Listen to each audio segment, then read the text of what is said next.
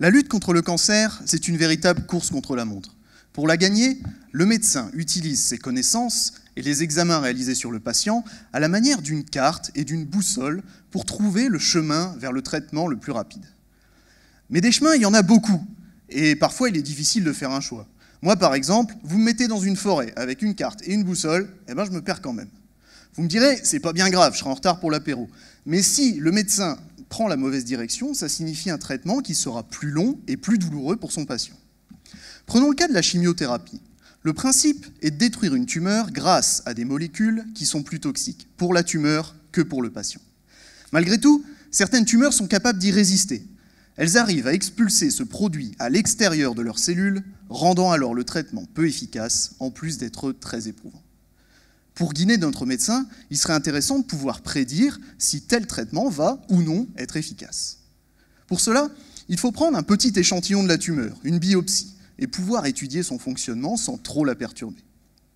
Un moyen de choix pour étudier un organisme sans lui causer de dommages est la résonance magnétique, qui est couramment utilisée à l'hôpital pour réaliser des images, les fameuses IRM, imagerie par résonance magnétique. Mais cette technique est peu sensible, ce qui nous empêche d'étudier notre trop petit échantillon de cellules. Au laboratoire, nous travaillons sur une technique appelée hyperpolarisation qui nous permet d'augmenter très fortement, plus de 10 000 fois, le signal obtenu par résonance magnétique. Nous pouvons donc contourner cette faible sensibilité. En plus, l'espèce que nous polarisons est assez spéciale. Il s'agit de xénon, un gaz qui a la particularité d'être non toxique, de rentrer dans les cellules et d'en être expulsé par le même mécanisme que les médicaments contre le cancer. Il est donc un bon candidat pour étudier la résistance des cellules à la chimiothérapie en observant la vitesse à laquelle elles s'en débarrassent. Encore faut-il adapter cette technique de pointe à l'étude de cellules.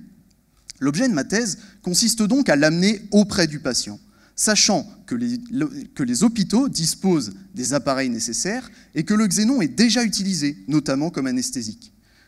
J'ai deux objectifs. D'une part, maintenir dans de bonnes conditions les cellules prélevées sur le patient et faciliter l'utilisation du xénon. Pour cela, j'ai conçu un véritable laboratoire intégré, une sorte de nid douillet pour biopsie, dans lequel nous pouvons injecter oxygène et nutriments nécessaires aux cellules et qui nous permet de dissoudre le xénon sans les perturber. Ce mini-réacteur jetable nous permet maintenant d'observer la vitesse à laquelle la tumeur se débarrasse du xénon pour savoir si la chimiothérapie va être efficace et donc guider le médecin en lui balisant le chemin vers le traitement le plus rapide.